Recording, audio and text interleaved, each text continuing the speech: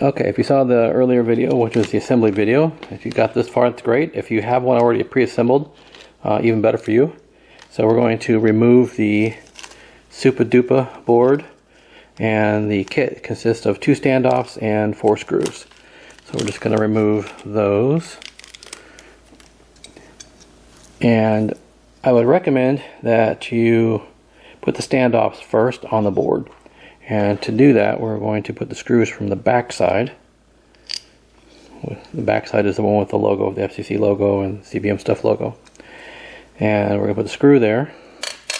And we are going to take a standoff, and we're just going to push a little bit of pressure on the back side of the screw. And we're just going to screw it onto the screw itself. And like that. And screw it down until it's tight. And we'll do the same thing with the other screw and standoff.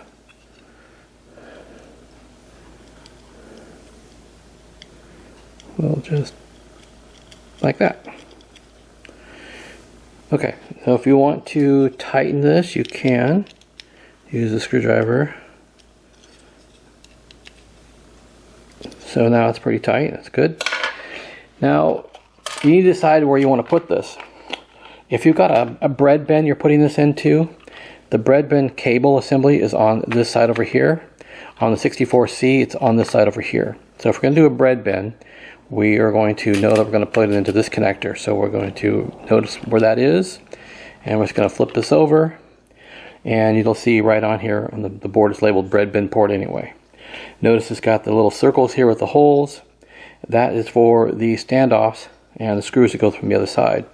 So what we're going to do is we're going to line up these pins on this receiver here, and so they're over top of it.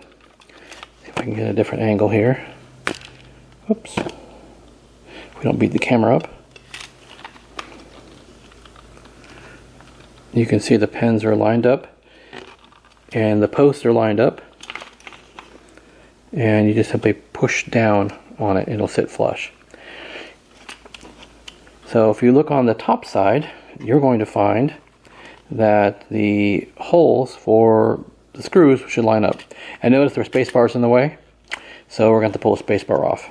Now we can't use a keycap puller for this, so the best way to do this is actually to put your fingers under both sides of the stabilizer and just basically pull up. It's hard to do when I'm trying to look in the camera at the same time. There we go. So spacebar is off now. And so again, you can see down inside of this hole, you can see where the threads are for the screws. So we're just going to put the screw into here like this. And we'll put the other screw into here as well. And we're just going to tighten these down.